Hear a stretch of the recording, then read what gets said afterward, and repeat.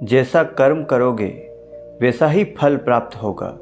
यह कहावत हम सब ने बहुत बार अपने जीवन में सुनी होगी, लेकिन क्या सच में आप दिल से मानते हैं कि अच्छे कर्मों का फल अच्छा ही होता है?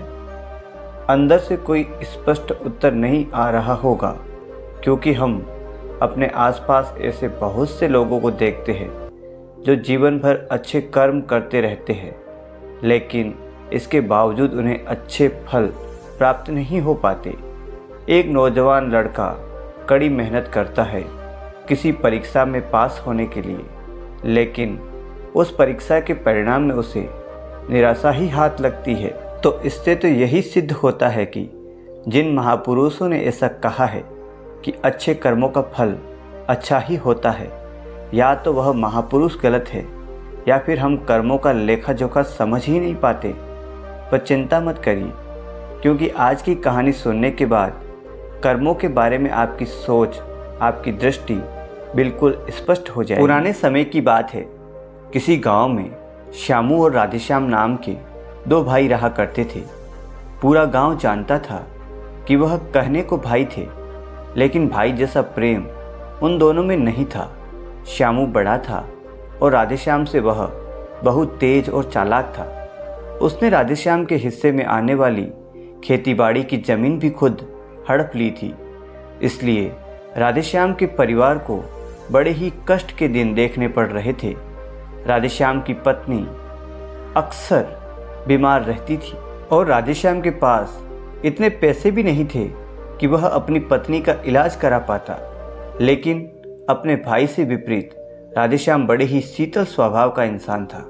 कभी किसी के साथ बुरा नहीं करता, लेकिन उसके मन में अक्सर यह सवाल उठा करता था कि मैं किसी का बुरा नहीं करता, किसी के बारे में बुरा सोचता तक नहीं हूँ, पर फिर भी मेरे साथ ऐसा क्यों होता है? क्यों मेरी पत्नी हमेशा बीमार रहती है? क्यों मेरे पास इतना भी धन नहीं है कि मैं अपना जीवन अच्छे से चला सकूं? क्यों मुझे मेरे कर्मों का फल नहीं मिलता है? और मेरा भाई इतना धूर्त है, इतना चालाक है, और वह हमेशा मज़े में रहता है, उसे तो कोई परेशानी नहीं है। वह सोचने लगा कि शायद बुरे कर्मों का अच्छा फल मिलता है, अच्छे कर्मों का फल अच्छा नहीं मिलता है।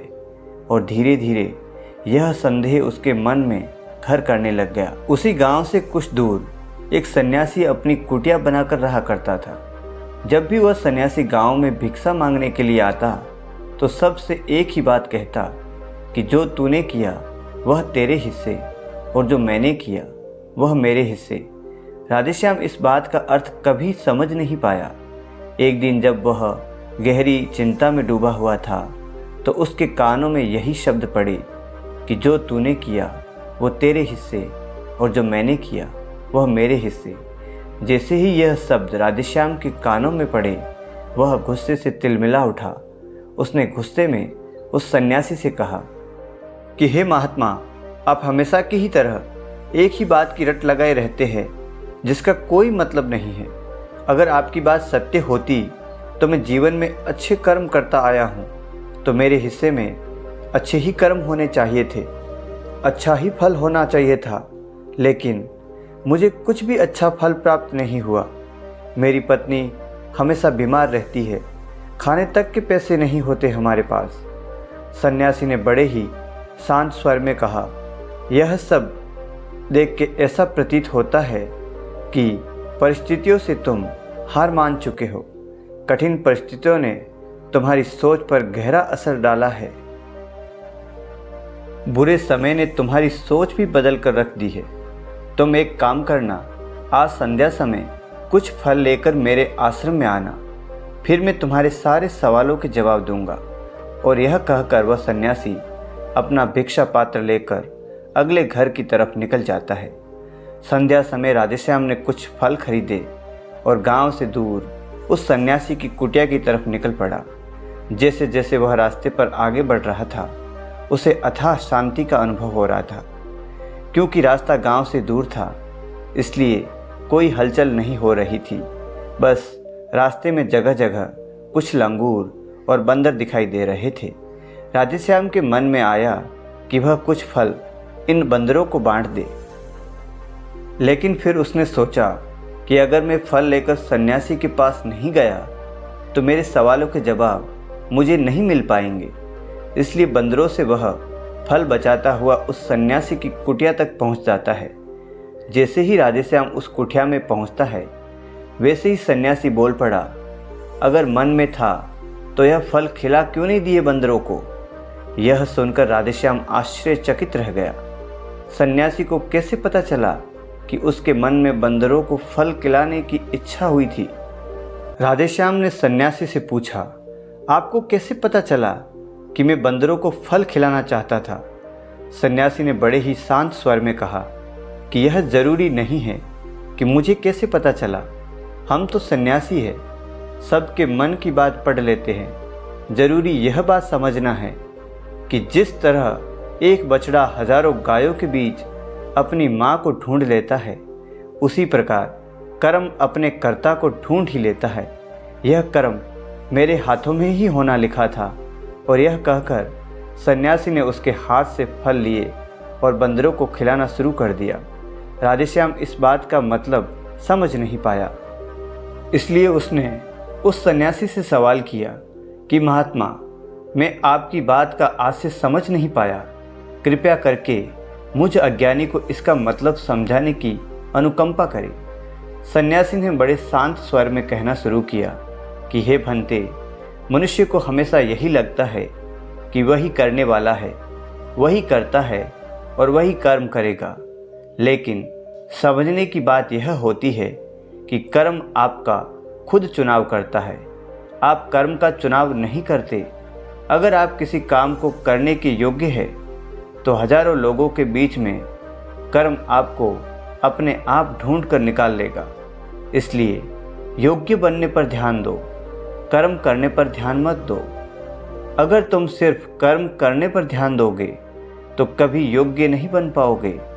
योग्य बनने के लिए जिन कर्मों की आवश्यकता होती है, पहले उन छोटे छोटे कर्मों को करना शुरू करो, और जब तुम योग्य बन जाओगे तो बड़ा कर्म, या यूं कहे कि मुख्य कर्म, या फिर जिस कर्म के लिए तुम बने हो वह कर्म तुम्हारे पास खुद चल कर आएगा।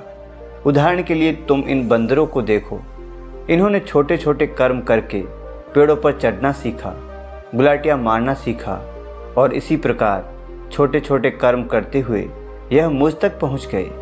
और मुझ तक पहुँचने के बाद इनके पास इनका खाना खुद ही पहुँच गया। इसलिए अपनी रोज़मर्रा की ज़िंदगी में छोटे छोटे कर्म करते हुए अपने आप को योग्य बनाते जाओ, और जब तुम योग्य बन जाओगे तो अपने आप बड़ा लक्ष्य तुम्हें प्राप्त हो जाएगा। सन्यासी ने अगला कथन कहना शुरू किया, जो कि बहुत ही ज़रूरी था। ध्यान लगाकर सुनना। अगर तुम योग्य बनने के लिए कर्म नहीं करोगे तो दूसरे लोगों के कर्म भी तुम्हें प्रभावित करने लगेंगे। उदाहरण के लिए तुम्हारी पत्नी कई दिनों से बीमार है। तुम अक्सर यही सोचते हो कि मुझे किन कर्मों की सज़ा मिल रही है, लेकिन समझने की बात यह होती है कि तुम्हारी पत्नी बीमार अपने कर्मों की वजह से है, तुम्हारे कर्मों की वजह से नहीं। तुम्हारे कर्म तो अच्छे हैं, लेकिन क्या पता तुम्हारी पत्नी के कर्म अतीत में अच्छे ना रहे हो, जिसकी वजह से वह बीमार हो गई हो, और तुम्हारी पत्नी के कर्मों की वजह से तुम्हें भी दुख झेलना पड़ रहा है। और इसी प्रकार बहुत से मनुष्य अपने बच्चों की वजह से, अपने परिवार की वजह से, इन सब की वजह से दुख झेल रहे होते हैं।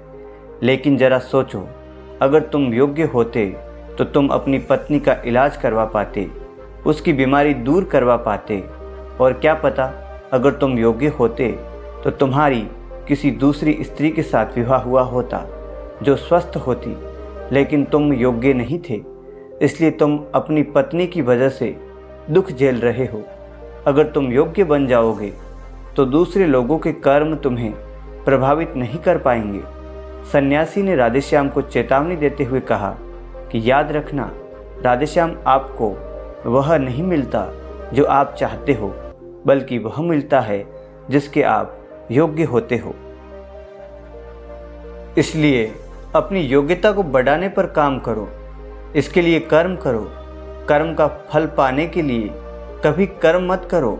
राधेश्याम ने सन्यासी से हाथ जोड़कर एक सवाल पूछा कि हे महात्मा, मुझे यह बताने की अनुकंपा करें कि मैं अपनी योग्यता किस प्रकार बढ़ा सकता हूँ ताकि मेरा मुख्य कर्म मुझको खुद ढूंढ सके।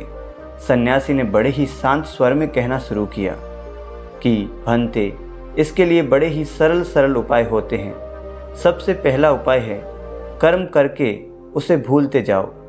तुम जो भी कर्म कर रहे हो, अपने योग्य बनने के लिए उस कर्म को करने के बाद उसको भूल जाओ। यह मत सोचो कि उससे तुम्हें क्या प्राप्त हुआ। इसलिए कहा जाता है कि कर्म करो, फल की चिंता मत करो। अगर तुम फल की चिंता करोगे तो वास्तविकता में तुम कर्म कर ही नहीं रहे होंगे। अक्सर मनुष्य की पीड़ा का यह एक बहुत बड़ा कारण होता है। वह सोचता है कि मैं कर्म तो अच्छे कर रहा हूँ, लेकिन मुझे फल प्राप्त नहीं हो रहे हैं, और यही किसी काम को करने के बाद अपना आंकलन जरूर करे, लेकिन फल की चिंता न करे। राधेश्याम ने सन्यासी से सवाल किया कि हे महात्मा, हम अपना आंकलन कैसे कर सकते हैं। सन्यासी ने उत्तर दिया कि हे भंते, जब भी तुम कोई काम पूरा करते हो तो काम पूरा करने के बाद खुद से यह सवाल पूछो कि क्या यह काम को करते समय तुम्हारा ध्यान इसी काम पर टिका हुआ था या तुम्हारा ध्यान कहीं और भटक रहा था।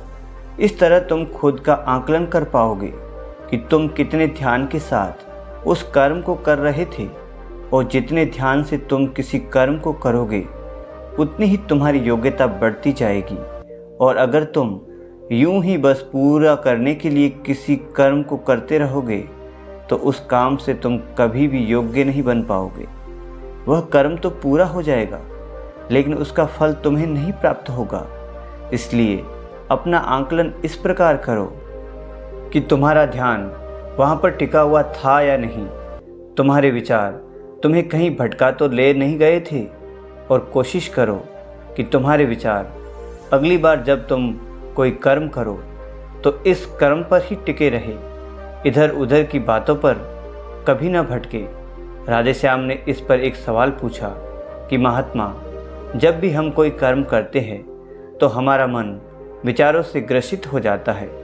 वह तरह तरह की बातें सोचने लगता है, तो हम किस तरह अपने मन को एक ही काम पर टिका कर रख सकते हैं, इसके लिए कोई उपाय बताइए। सन्यासी ने इसका उत्तर देते हुए कहना शुरू किया कि हे भंते, जब भी तुम किसी काम को करते समय अपना पूरा भाव उसमें डाल देते हो तो तुम्हारे विचार इस कर्म पर ही केंद्रित रह सकते हैं। पूरी निष्ठा, प्रेम और सद्भाव के साथ किया गया कर्म तुम्हारे विचारों को इधर उधर नहीं भटकने देता। विचार तभी तुम्हें दूसरी दिशाओं में बहाकर ले जाते हैं जब तुम उस काम को पूरी निष्ठा के साथ नहीं करते, उसमें पूरा प्रेम नहीं डालते, उसमें पूरा भाव नहीं दिखाई देता। जब यह तीनों चीज़ें तुम उस कर्म में डाल देते हो तो स्वाभाविक रूप से तुम पूरी तरह उस कर्म में सम्मिलित हो जाते हो, और तुम्हारा मन और मस्तिष्क एक ही जगह पर टिका रहता है। सन्यासी ने अपनी बात खत्म करते हुए कहा कि अगर कोई इंसान या मनुष्य इन उपायों का सही तरीके से इस्तेमाल करता है, उनका पालन करता है, तो वह किसी भी कर्म को करने के लिए अपने आप को योग्य बना सकता है। और एक बार अगर वह योग्य बन जाता है तो उस बछड़े की भांति उसका कर्म उसे अपने आप ढूंढ लेता है। राधेश्याम को कुछ फलों के बदले जीवन भर का ज्ञान मिल चुका था। उसे अब स्पष्टता मिल चुकी थी। उसके सारे सवालों के जवाब अब खत्म हो चुके थे। उसने सन्यासी को प्रणाम किया और वहाँ से अपने घर की तरफ निकल पड़ा। दोस्तों, आशा करता हूँ कि आपको ये कहानी अच्छी लगी होगी। अगर अच्छी लगी है तो वीडियो को लाइक और चैनल को सब्सक्राइब ज़रूर कर दीजिएगा। धन्यवाद।